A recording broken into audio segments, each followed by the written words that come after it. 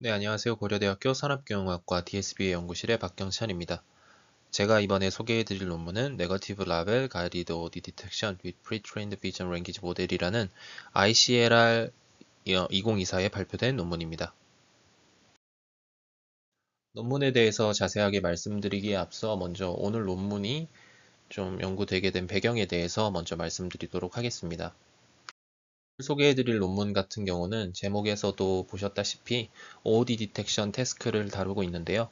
OOD 디텍션은 분류 문제에서 학습하지 못한 언신 클래스 혹은 OOD 클래스에 해당하는 데이터를 탐지함으로써 오분류를 방지하고자 하는 연구입니다.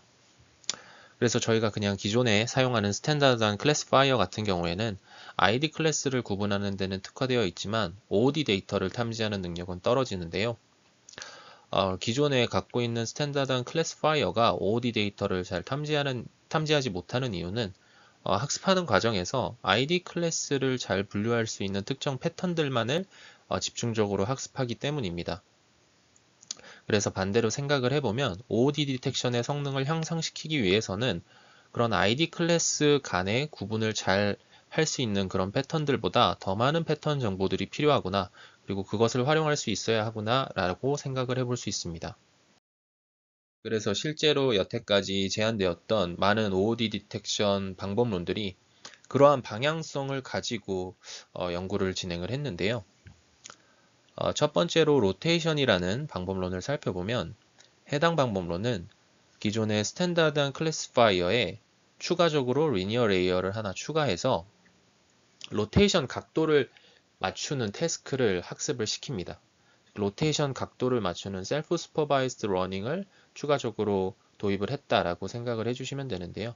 그래서 이미지의 그 로테이션, 회전 각도를 맞추는 태스크를 도입함으로써 당연히 기존의 스탠다드한 클래스파이어보다 더 많은 패턴 정보를 학습할 수 있었고, 이를 통해서 OOD 디텍션에 대한 성능 향상이 있었다라고 얘기를 하고 있습니다. 그래서 실제로 논문의 제목에서도 볼 수 있다시피 Using self-supervised learning can improve model robustness and uncertainty 라고 적혀 있는 것처럼 이런 self-supervised learning 기법을 활용함으로써 ID 클래스를 구분하는 그런 클래시피케이션 태스크에서는 큰 효과가 없었지만 OOD 디텍션과 같이 모델 로버스트니스나 uncertainty 정보가 필요한 그런 태스크에는 도움이 되었다라는 것이 해당 논문의 결론이었습니다. 마찬가지로 좀 대표적인 OOD 디텍션 방법론들인 CSI 그리고 SSD 같은 경우에도 기존 스탠다드한 클래스파이어를 학습시키는 방법으로 이제 모델을 학습하는 게 아니라 셀프 슈퍼바이스드 러닝 기법인 컨트라스티브 러닝을 활용해서 좀 더 다양한 패턴 정보를 학습하고자 하였고요. 이를 통해서 높은 OOD 디텍션 성능을 달성을 했던 그런 논문들입니다. 실제로 CSI랑 SSD 같은 경우에는 클래시피케이션 태스크를 다루고 있지는 않기 때문에 OOD 디텍션 태스크 전용으로 그렇게 나온 방법론이기 때문에 SSD 같은 경우에는 ID 클래스에 대한 라벨 정보 없이도 높은 OOD 디텍션 성능을 달성할 수 있었던 그런 방법론입니다. 그리고 세 번째로 프리트레이닝 기반의 방법론이 존재를 하는데요.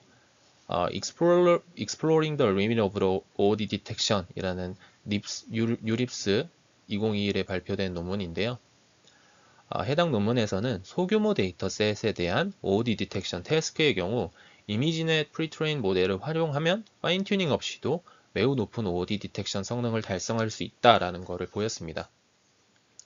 이거를 이제 간단하게 생각을 해보면 결국 소규모 데이터의 셋에 대한 OOD 디텍션 태스크를 진행을 할 때 대규모 데이터 셋으로부터 프리트레인된 모델을 가져온다는 것은 훨씬 더 많은 다양한 패턴 정보를 담고 있는 모델을 가져왔다라는 의미가 되기 때문에 그냥 소규모 데이터셋 가지고 스탠다드한 클래스파이어를 학습한 것보다 당연히 더 많은 패턴 정보를 갖고 있었고, 그를 통해서 OOD 디텍션을 수행을 하였을 때 파인 튜닝 없이도 매우 높은 OOD 디텍션 성능을 달성했다라는 의미가 됩니다. 그래서 소규모 데이터셋 기준으로는 거의 완벽에 가까운 성능을 달성을 했던 그런 방법론이고요. 당연하게도 같은 규모의 데이터셋을 대상으로 한 OOD 디텍션 태스크에 경우에서는 크게 효과가 없는 방법론이라고 생각을 해주시면 될 것 같습니다. 그리고 마지막으로 말씀드릴 MOOD라는 방법론 같은 경우에도 OOD 디텍션 태스크의 성능 향상을 위해서는 더 많은 정보가 필요하구나 라는 것을 지속적으로 보여주고 있는데요. 해당 논문에서는 그 대규모 데이터셋에 대한 프리트레이닝에 추가로 마스크드 이미지 모델링을 도입을 한 것이 이제 특징이라고 생각을 해주시면 될 것 같습니다. 그래서 이 방법론 같은 경우에는 대규모 데이터셋에 대해서 마스크드 이미지 모델링 태스크로 프리트레이닝을 진행을 하고, 그리고 저희가 그냥 기존에 알고 있는 그런 프리트레이닝을 또 한번 진행을 하고, 여기서는 인터 파이튜닝 이라고 적혀 있는데요. 그거를 진행을 하고 다시 소규모 데이터셋에 파인 튜닝을 했을 때 굉장히 높은 성능을 달성할 수 있었다라고 얘기를 하고 있습니다. 그래서 실제로 아래 AUROC 기준으로 적혀 있는 OOD 디텍션 성능을 확인을 해보시면 100에 가까운, 거의 100을 달성하는 경우도 있고 완벽한 성능을 달성하는 것을 확인을 하실 수 있습니다. 그래서 결국 결론적으로는 OOD 디텍션을 위해서는 클래시피케이션을 위한 패턴 정보보다 더욱 다양한 패턴 정보가 필요하구나 라는 거를 이제 알 수가 있고요. 이런 관점에서 사실 오늘 소개해드릴 논문은 그냥 비전 모델만을 활용한 OOD 디텍션이 아니고요. VLM 모델, 즉 비전 랭귀지 모델을 활용한 OOD 디텍션 방법론입니다. 이 비전 랭귀지 모델이 굉장히 OOD 디텍션에 활용하기에 높은 포텐셜을 가지고 있는 이유는 VLM은 기본적으로 이미지뿐만이 아니라 텍스트 정보도 받아들일 수 있기 때문에 더욱 다양한 패턴 정보를 추출할 수 있겠구나 라고 생각을 해볼 수가 있습니다. 그래서 이미지뿐만이 아니라 텍스트의 영역에서도 좀 더 다양한 패턴 정보를 추출을 해서 이것을 잘 활용한다면 OOD 디텍션 성능을 굉장히 높게 끌어올릴 수 있지 않을까라고 생각을 해볼 수가 있고요. 그래서 실제로 최근 VLM을 활용한 OOD 디텍션 연구가 조금 진행이 되고 있는데, 여태까지의 연구 흐름을 봤을 때는 결국 이 텍스트 정보를 어떻게 잘 활용하는가가 현재 주요한 연구 포인트인 것 같습니다. 그래서 아래 그림을 보시면 VLM 모델을 활용한 OOD 디텍션이 기본적으로 어떻게 진행이 되는지 한번 확인을 해볼 수가 있는데요.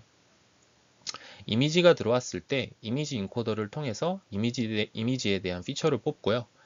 텍스트 인코더로는 저희가 인디스트리뷰션 데이터셋에 대한 클래스 정보를 알고 있기 때문에 그 클래스 라벨마다 프롬프트를 써서 이제 텍스트 인코더를 통해 텍스트 피처를 추출을 하게 됩니다. 그러면 이미지 피처 하나와 텍스트 피처 클래스의 개수만큼 C개만큼의 이제 개수가 생성이 되게 되고 각각 코사인 시밀러리티를 구할 수 있게 됩니다. 그래서 이 코사인 시밀러리티 구한 것으로 OOD 디텍션 스코어를 계산을 해서 OOD 디텍션을 하는 게 기본적인 구조라고 생각을 해주시면 되는데요. 오늘 소개해드릴 논문 같은 경우에는 위에 빨간 박스 안에 들어있는 것 보이시는 것처럼 네거티브 라벨 셋이라는 것을 활용합니다. 그래서 기본적으로는 인디스트리뷰션 라벨, 즉 저희가 알고 있는 인디스트리뷰션 클래스 정보만을 사용하는 것이 가장 일반적인 경우인데, 네거티브 라벨이라는 것을 만들어서 추가적으로 활용을 하고 있구나 라는 것을 확인을 해볼 수가 있습니다. 그래서 이제부터는 VLM을 활용한 OOD 디텍션 관련 연구들에 대해서 한번 말씀드리도록 하겠습니다. 가장 먼저 말씀드릴 방법론 같은 경우에는 MCM이라는 방법론인데요. 이 MCM은 이 추가적인 텍스트 정보를 활용을 하는 방법론을 제안한 게 아니라 VLM 모델을 활용한 OOD 디텍션을 수행을 할 때 OOD 스코어링을 어떻게 하는 것이 더 나을까를 제안한 연구라고 보시면 될 것 같습니다. 본 논문에서는 VLM 모델을 활용한 OOD 디텍션을 수행을 할 때 소프트맥스 스케일링을 수행을 하면 ID와 OOD 데이터 간의 세퍼러빌리티가 증대돼서 OOD 디텍션 성능이 향상된다라는 것을 이론적으로 그리고 실험적으로 증명을 하였습니다. 그래서 아까 말씀드린 대로 코사인 시밀러리티를 통해서 OOD 스코어를 계산하고 OOD 디텍션을 할 수 있다라고 말씀을 드렸는데요. 일단 첫 번째 방법론이 맥스 코사인 시밀러리티를 그냥 바로 컨피던스 스코어, OOD 스코어의 반대 개념이죠. 컨피던스 스코어로 활용을 하는 겁니다. 그러면 당연히 OOD 디텍션을 수행할 수가 있게 되고요. 두 번째로는 MCM 방법론에서 제안한 것처럼 소프트맥스 스케일링을 적용을 하는 겁니다. 소프트맥스 스케일링을 적용을 하게 되면 각 클래스 C개에 대한 코사인 시밀러리티가 확률값으로 변환이 되겠죠. 그래서 변환된 확률값에서 맥시멈 소프트맥스 프로버빌리티를 활용을 하는 것이 이 MCM의 방법론인데, 이 맥스 코사인 시밀러리티랑 MSP 둘 중에 비교를 해봤을 때 MSP를 활용하는 것이 더 좋다라는 게 이 연구의 결론입니다. 그래서 왜 이 VLM을 활용한 이 OOD 디텍션을 할 때 소프트맥스 스케일링을 적용을 하는 게 좋은지에 대해서 생각을 해보면, 먼저 기존의 그냥 스탠다드한 클래시피케이션 모델은 이 네거티브 MSP, 즉 MSP를 활용한 OOD 디텍션이 가장 기본적인 베이스라인 방법론입니다. 그래서 베이스라인 방법론이기 때문에 당연히 성능이 가장 좋지 못하겠죠. 제한된 방법론들 중에서는. 이때 이 MSP 기반의 방법이 성능이 좋지 못한 이유는 이 저희가 그냥 알고 있는 스탠다드한 클래스파이어는 로지 밸류 간의 유니포미티가 낮아지도록 학습이 되기 때문입니다. 결국에 정답 클래스를 맞춰라 라고 학습이 되는 모델이기 때문에 로지 밸류 간의 유니포미티가 낮고요. 그래서 실제로 소프트맥스 스케일링을 적용을 했을 때 OOD 데이터에 대해서도 높은 MSP를 가질 수 있다라는 것입니다. 그래서 아래 그림을 보시면 실제로 인디스트리뷰션 데이터셋이 이미지넷이고 OOD 데이터셋이 iNaturalist 데이터셋이라고 했을 때 이 OOD 데이터들도 굉장히 낮은 OOD 스코어를 가지고 있는 것을 확인을 할 수가 있습니다. 여기서 OOD 스코어는 이제 네거티브 MSP라고 생각을 해주시면 되는데요. OOD 스코어가 낮다라는 것은 결국에 높은 MSP 값을 가지는 데이터가 굉장히 많구나라는 것을 확인을 하실 수 있습니다.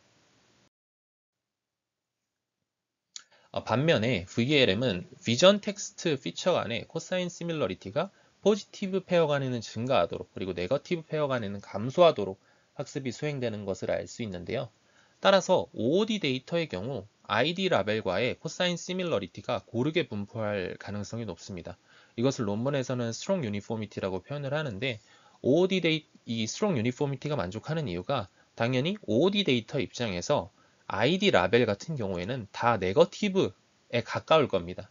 그렇기 때문에 이 전체 코사인 시밀러리티가 당연히 고르게 분포할 가능성이 높겠죠. 그래서 strong uniformity 가정을 만족한다 라고 얘기를 하고 있고요.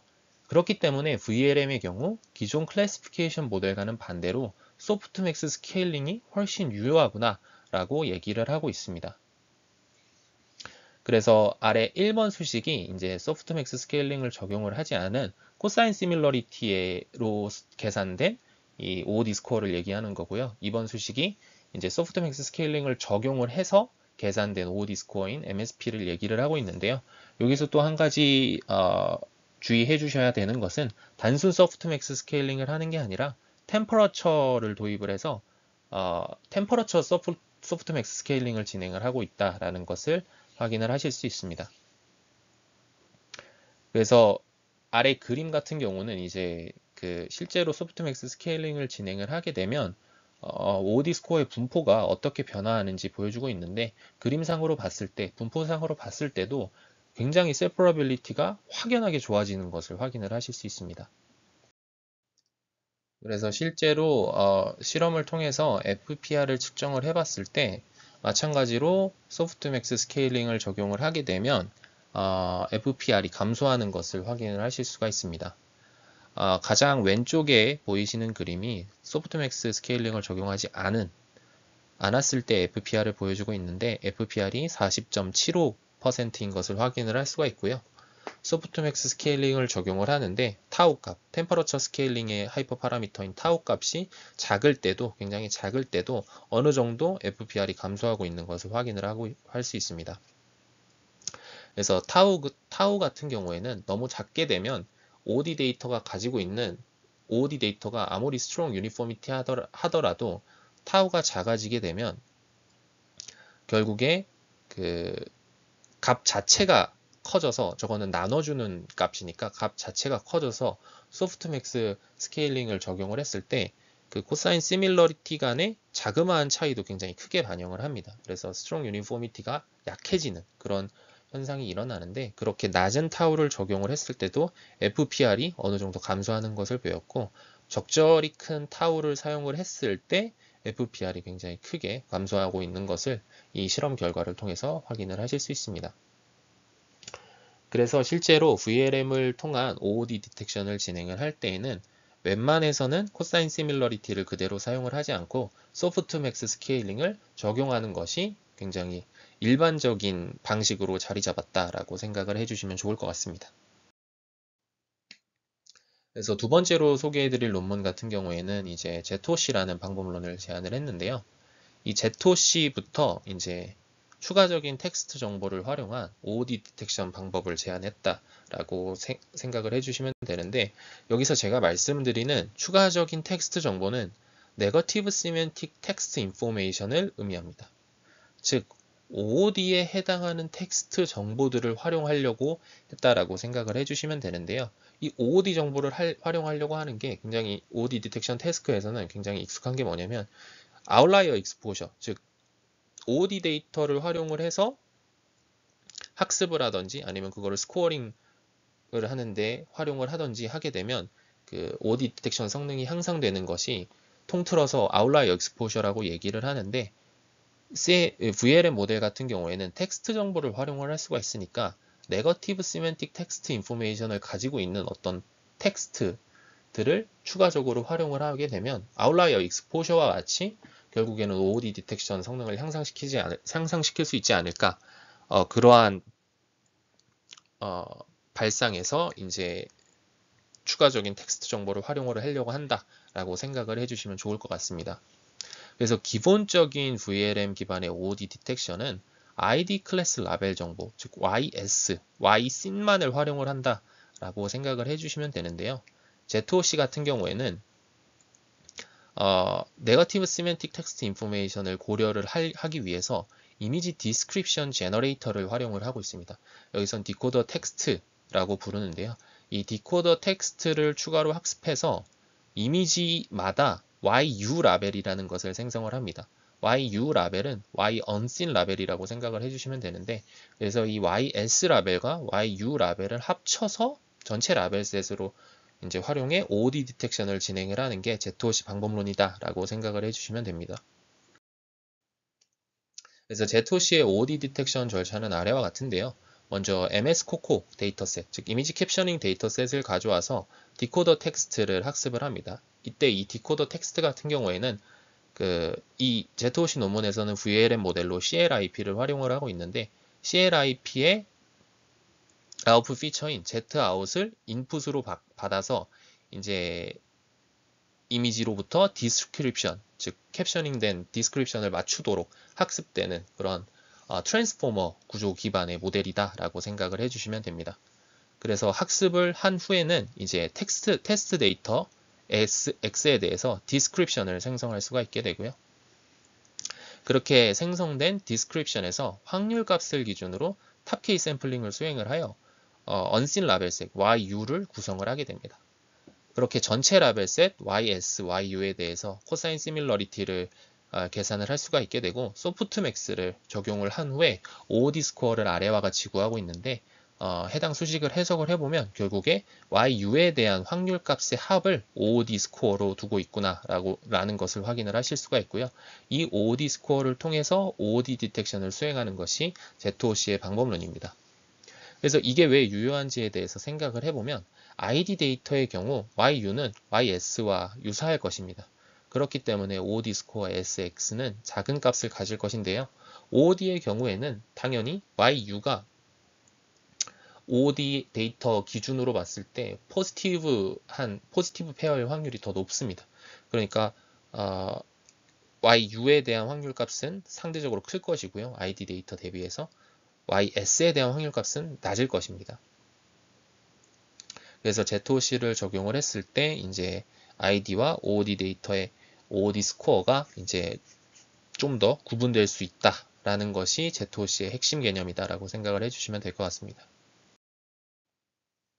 그래서 ZOC 방법론 같은 경우는 소규모 데이터셋을 기준으로는 굉장히 좀 높은 제로샷 OOD 디텍션 성능을 달성을 하고 있는데요. 여기서 제로샷이라고 표현을 하고 있는 이유는 결국에 프리트레인된 그 CLIP 모델, VLM 모델을 가져와서 사용을 하는 것이기 때문에 실제로 인디스트리뷰션 데이터셋에 대한 파인 튜닝을 진행을 하지 않습니다. 그래서 제로샷 OOD 디텍션이라고 얘기를 하고 있고요. 그래서 아래 표를 봤을 때 ZOC 방법론이 이제 성능이 가장 높은 것을 알 수가 있고, 바로 위에 CLIP 플러스 MSP가 뭐냐면 ZOC랑 똑같은데 YU를 활용을 하지 않은 거라고 생각을 해주시면 됩니다. YU를 결국에 활용을 안 하니까 YS만 있어서 아까 MCM처럼 소프트맥스 스케일링 적용을 하고 MSP 값만 활용을 하는 그 방법이다 라고 생각을 해주시면 되는데요. 그래서 둘 간을 비교를 해보면 결국에 YU를 활용을 한 것의 효과를 확인을 해볼 수가 있습니다. 그래서 ZOC가 YU를 추가적으로 활용을 했을 때 성능이 전체적으로 다 오르는 것을 확인을 하실 수 있습니다. 그래서 ZOC의 핵심 방법론인 디코더 텍스트가 생성하는 언신 라벨스의 YU가 유의미하다라는 것을 이 결과를 통해서 알 수 있고요. 근데 ZOC 같은 경우에는 이제 YU의 질에 따라서 성능이 좀 크게 좌우될 수 있다라는 단점이 존재하는데요. 오늘 소개해드린 논문의 실험 결과에서 보실 수 있겠지만 해당 방법 같은 경우에는 ID 클래스의 개수가 매우 많은 대규모 데이터셋에서는 잘 작동하지 않을 가능성이 굉장히 높습니다. 예를 들어서 ID 클래스의 개수가 1000개인 이미지넷 1K의 경우 YU의 개수가 YS에 비해서 적을 수밖에 없습니다. 왜냐하면 ZOC는 이 언씬 라벨스의 YU를 하나의 이미지에 대한 디스크립션을 통해서 이미지 각각에 대해서 생성하는 방식이기 때문에 이미지에 대한 디스크립션에서 아무리 많은 단어를 추출을 해봤자 1000개까지는 되지 않을 것입니다. 실제로 이 ZOC에서 추출하는 단어의 개수는 35개 정도로 이제 일괄적으로 적용을 하고 있는데요. 여기서 실험한 모든 데이터셋에서 동일하게 YU의 개수를 35개로 설정을 하고 실험을 진행을 했는데 35개라고 한다면 이 1000개랑 비교했을 때 굉장히 작은 숫자이기 때문에 YU의 효과가 미비할 확률이 높고요. 그리고 또 하나 ID 클래스가 많은 만큼 OOD의 YU가 YS와 유사할 확률이 높습니다. 그래서 그냥 단순하게 이미지에 대한 디스크립션을 통해서 단어를 뽑아온 것이기 때문에 이 YU랑 YS가 시멘티컬리 오버랩하는 부분이 많게 된다면 당연히 성능이 떨어질 수밖에 없다라고 생각을 해주시면 됩니다. 그리고 마지막으로 소개해드릴 관련 연구는 클립N이라는 방법론입니다. 클립N은 추가적인 라벨셋을 활용한 게 아니라 노라는 개념을 학습한 텍스트 인코더를 추가로 도입을 하는데요.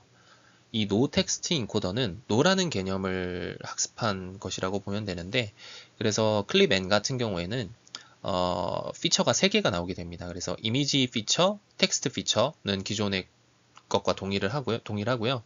이제 노 텍스트 인코더가 추가로 있기 때문에 이 노 텍스트 피처라는 게 추가적으로 생겨나게 됐습니다.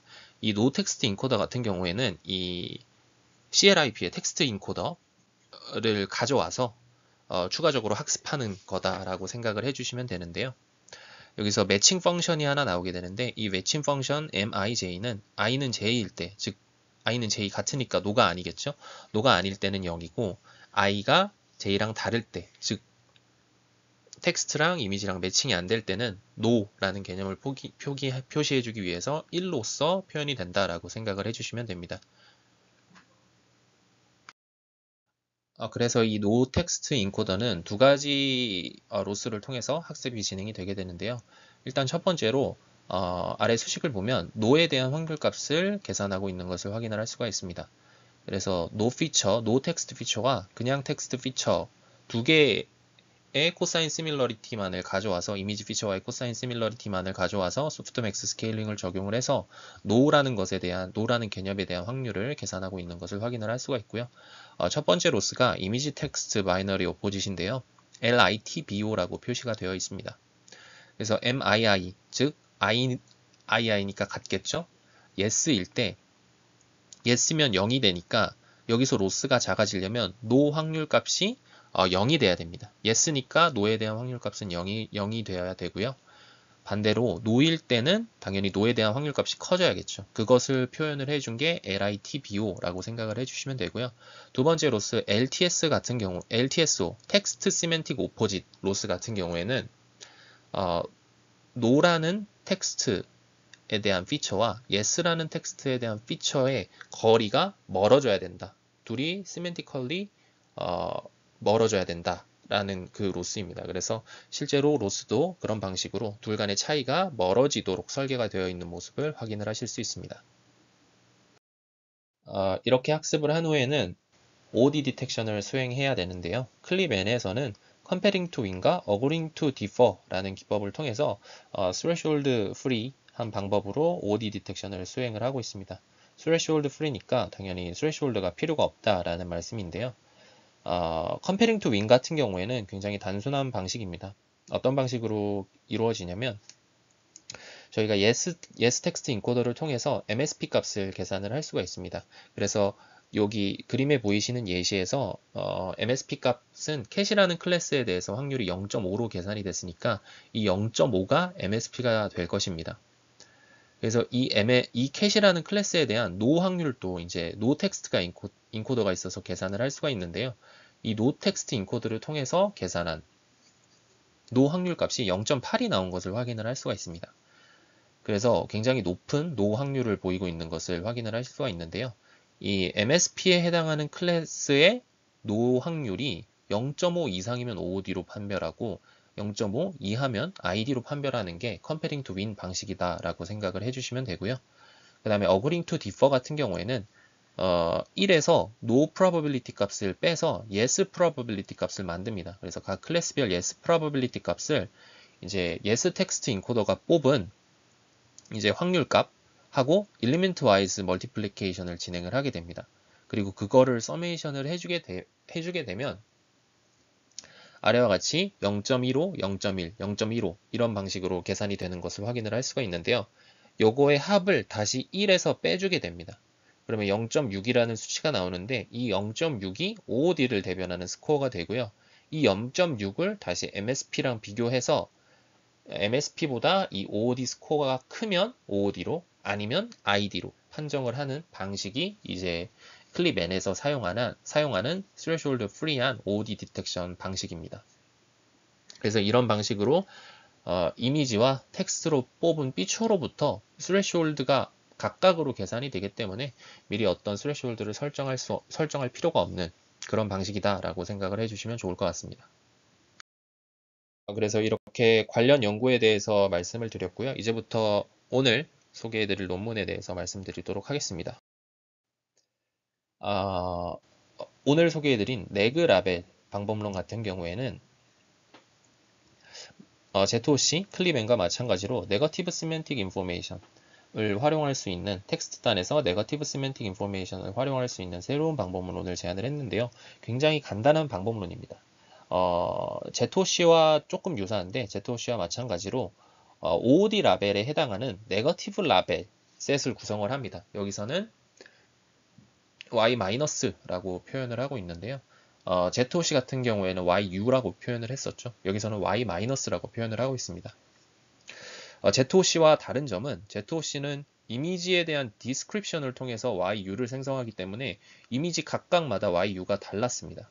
하지만 이 네그 라벨에서는 이 Y-가 테스트 데이터마다가 아니라 ID 데이터 셋의 기준으로 생성이 됩니다. 그래서 어떤 ID 데이터 셋이 있으면 그에 맞는 라벨 셋 Y-를 생성을 하는 것입니다. 그래서 데이터 셋 기준으로 네거티브 시멘틱 인포메이션을 담고 있는 라벨 셋을 생성한다 라고 생각을 해주시면 될 것 같습니다.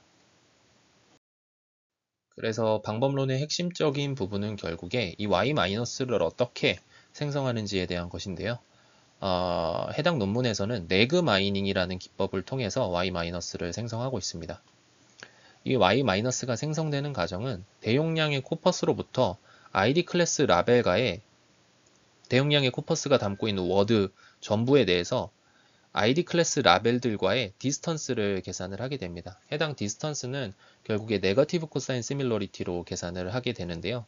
이 네거티브 코사인 시밀러리티를 대용량 코퍼스 전부에 대해서 계산을 한 후에 탑K 샘플링을 통해서, 즉 거리가 가장 먼 것들, 시밀러리티가 가장 낮은 탑 K개를 샘플링 해오는 방식이 네그 마이닝의 방식입니다.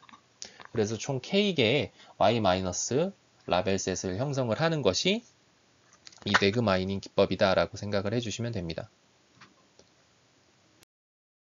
그래서 디스턴스 DI가 어떻게 계산되는지 좀만 더 자세하게 살펴보면 디스턴스 DI는 결국에 대용량의 코퍼스 안에 들어있는 워드 하나에 대한 디스턴스는 ID 클래스 라벨들과의 디스턴스입니다. 여기서 가장 심플한 방식이 그 디스턴스의 민값을 대표 디스턴스 값으로 활용을 하는 것입니다. 근데 민값을 활용을 하게 되면 아웃라이어의 영향을 좀 많이 받게 되기 때문에 여기서는 민값을 활용하지 않고 퍼센타일 0.05 값을 활용하고 있는 것을 확인을 하실 수 있습니다. 그래서 민값이 아니라 그보단 조금 더 큰 퍼센타일 0.05 값을 그 워드의 그 라벨에 대한 대표 디스턴스 값으로 활용을 해서 이제 디스턴스를 쫙 구한 후에 대용량 코퍼스 전부에 대해서 디스턴스를 쫙 구한 후에 거기서 탑 K 샘플링을 진행한다 라고 생각을 해주시면 됩니다.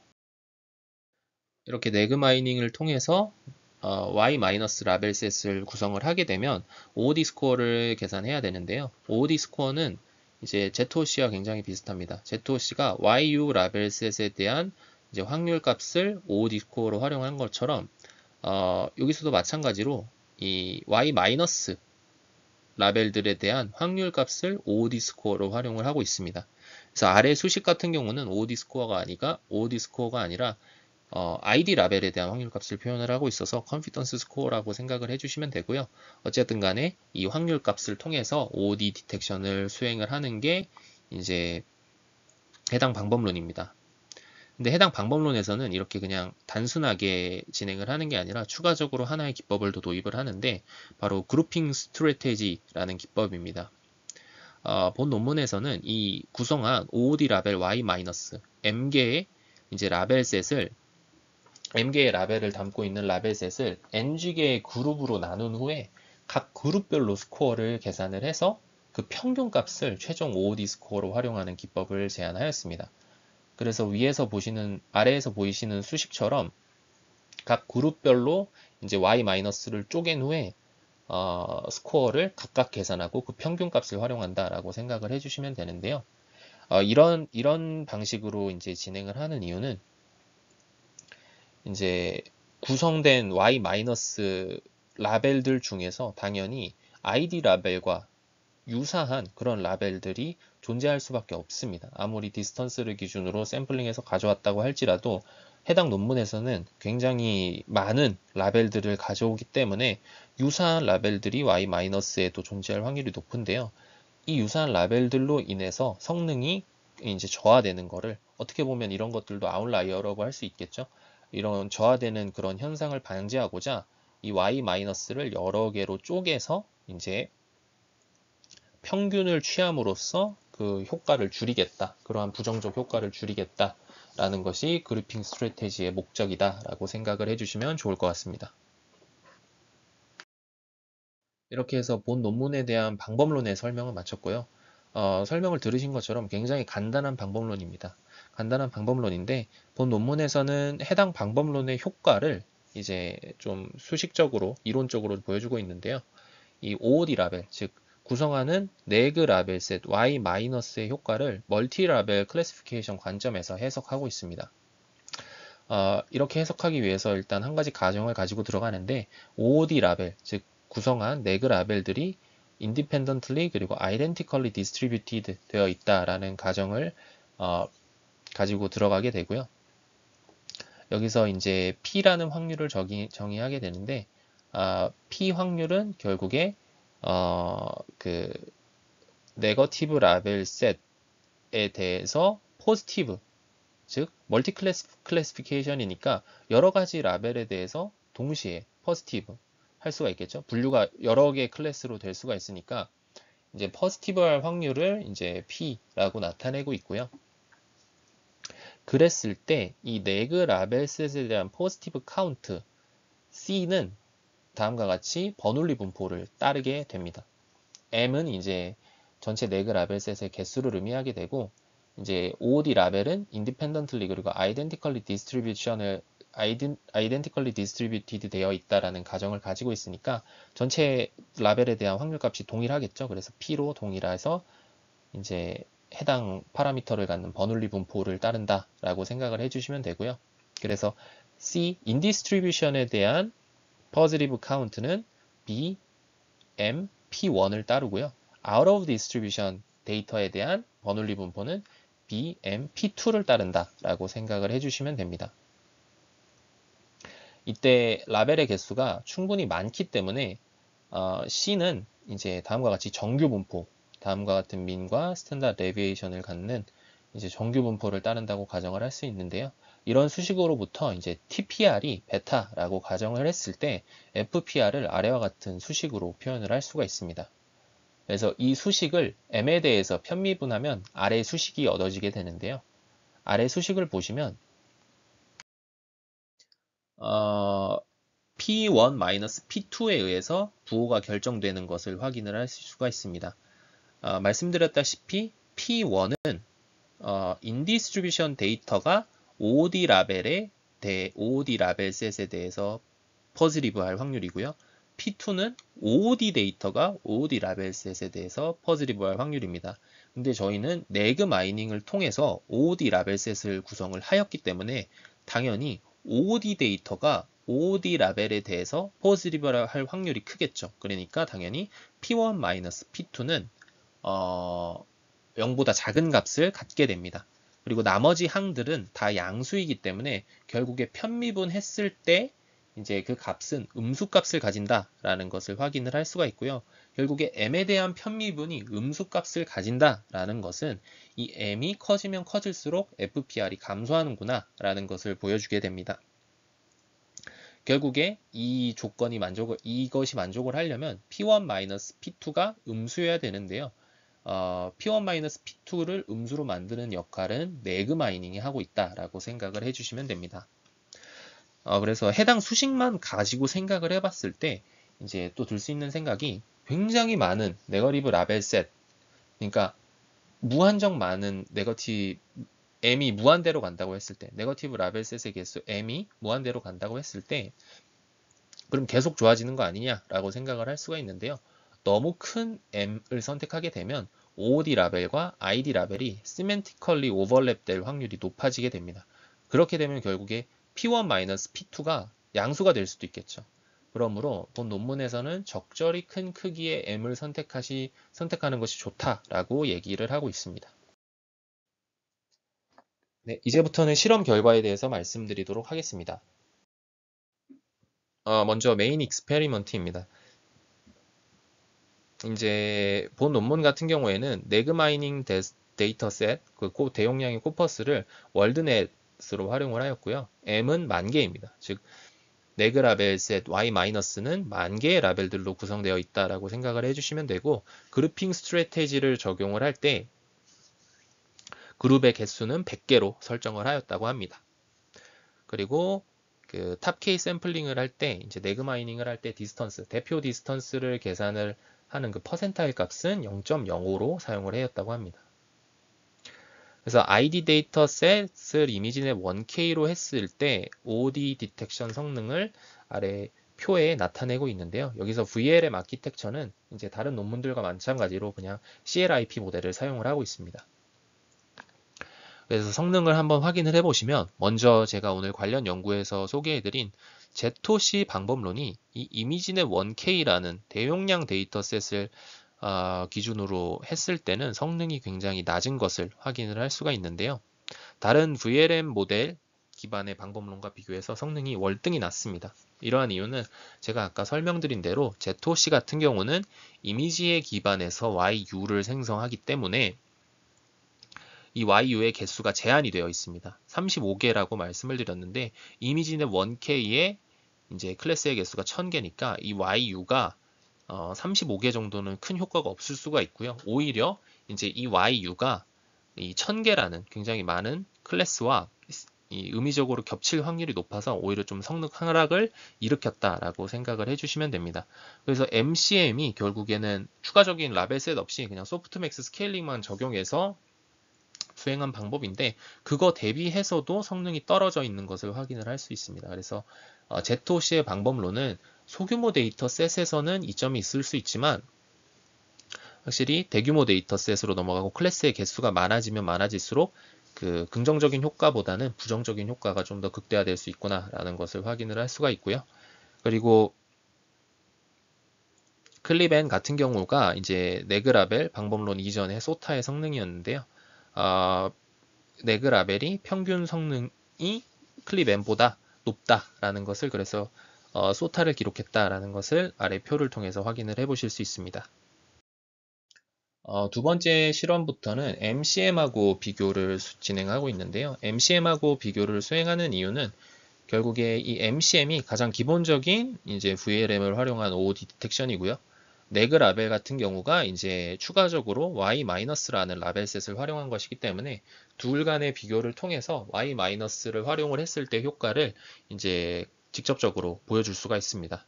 먼저 시멘티컬리 하드 OOD 디텍션에 대한 성능을 보여주고 있는데요. 시멘티컬리 하드 OOD 디텍션은 뭐냐면 ID 데이터셋과 OOD 데이터셋 간의 클래스의 의미적인 유사도가 굉장히 높은 경우를 의미하게 됩니다. 그래서 ID 데이터셋과 OOD 데이터셋을 의미적으로 유사하게 구성을 해놓고요. 그에 대한 OOD 디텍션을 진행을 했을 때 성능을 측정을 한 것입니다. 그래서 표를 확인을 해보시면 테이블2의 표를 확인을 해보면 네그 라벨이 MCM보다 항상 성능이 좋다라는 것을 확인을 할 수가 있고요. 두 번째로 MCM 대비 도메인 시프트에 강건하다라는 것을 보여주고 있는데요. 이 도메인 시프트라는 거는 결국에 이제 학습하지 못한 파인 튜닝 클립N이 보지 못한 이미지로 이제 좀 변형이 된 그런 데이터셋들이 들어왔을 때 이제 OOD 디텍션 성능이 어떻게 되냐라는 것인데요. 클래스 정보는 변한 게 아니지만 이미지넷 자체의 좀 형태가 도메인이 시프트 되었을 때 MCM은 MSP에 기반해서 결국에 OOD 디텍션을 수행을 하기 때문에 성능이 좀 크게 하락하는 반면에 그래서 FPR이 굉장히 올라가는 반면에 이 네그 라벨 같은 경우에는 Y- 즉 네거티브 라벨셋을 추가적으로 활용을 하고 있어서 MSP가 아니라 전체 ID 라벨에 대한 확률 값으로 이제 OOD 디텍션을 수행을 하고 있습니다. 그래서 당연하게도 도메인 시프트의 강건한 모습을 보이고 있는데요. 그래서 그래프를 보시면 MCM과 네그 라벨의 FPR 차이가 굉장히 크게 나타나고 있는 것을 확인을 할 수가 있습니다. 그래서 이러한 관점에서도 이제 네그 라벨의 효과를 논문에서는 보이고 있고요. 그래프가 아니라 실제 숫자로도 성능을 확인을 해보면 네그 라벨이 이제 도메인 시프트에 대해서 굉장히 강건하다라는 것을 확인을 할 수가 있습니다. MCM 같은 경우에는 AUROC가 상당히 낮게 기록되고 있는 것을 성능이 많이 하락해서 낮게 기록되고 있는 것을 확인을 하실 수 있는데 이제 네그 라벨 같은 경우에는 이제 평균적으로 AUROC 90 이상의 높은 성능을 기록하고 있는 것을 확인하실 수 있습니다. 그래서 그리고 논문에서는 어블레이션 스테디로 이제 몇 개의 네거티브 라벨을 추출하는 것이 좋은지 그리고 네그 마이닝을 하는 게 좋은지 안 좋은지 그리고 그리핑 스트래티지를 하는 게 좋은지 안 좋은지에 대해서도 실험을 했는데요. 여기서 네그 마이닝을 하지 않은 경우는 뭐냐면 네거티브 라벨 셋 Y-를 그냥 랜덤 셀렉션으로 구성을 했다라는 것으로 생각을 해주시면 됩니다. 그래서 실험 결과를 확인을 해보시면 결과적으로는 네거티브 라벨 10,000개에서 네그 마이닝과 그룹핑 스트래테지를 모두 적용했을 때 가장 높은 성능을 달성하고 있는 것을 확인할 수 있습니다. 네그 마이닝을 활용할 때 이제 네거티브 라벨 셋 개수에 따른 성능을 이제 측정한 실험인데요. 여기서 좀 흥미로운 점은 OOD 라벨을 너무 적게 추출한 경우에 AUROC, 즉 네거티브 라벨의 개수가 100개인 경우 AUROC가 53인 것을 확인을 할 수가 있는데요. 논문에서는 이러한 실험 결과가 나온 이유가 100개 정도로 네거티브 라벨 셋을 구성을 하게 되면 이 y-가 id 데이터 셋과 먼 거는 당연한데 OOD 데이터와도 의미적으로 크게 다르기 때문에 이 아웃라이어 라벨들로 구성이 되어 있어서 OOD 디텍션 성능이 떨어지는 거다라고 얘기를 하고 있습니다. 그래서 실제로 네거티브 라벨의 개수가 커지면 커질수록 성능이 급격하게 향상되는 것을 확인을 할 수가 있고요.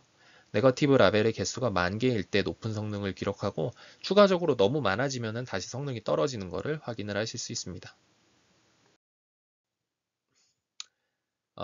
그래서 랜덤 셀렉션하고 비교를 해보면 랜덤 셀렉션 같은 경우에는 내그 마이닝을 통해서 그래서 디스턴스를 기준으로 뽑는 게 아니니까 네거티브 라벨의 개수가 적더라도 성능이 그렇게 크게 떨어지는 모습은 보여주지 않습니다. 그래서 라벨의 개수가 100개일 때도 랜덤 셀렉션에서는 AUROC가 90 정도로 어느 정도 높은 성능을 보유하고 있고요. 그래서 랜덤 셀렉션에서도 어느 정도 좀 많은 걸로 이제 네거티브 라벨 셋을 구성을 하게 되면 성능이 향상되는 것을 확인을 할 수가 있는데 향상되는 정도가 내그 마이닝보다는 적다라는 것을 확인해 보실 수 있습니다. 네, 이렇게 해서 실험 결과에 대해서 모두 말씀을 드렸고 결론 말씀드리고 마치도록 하겠습니다.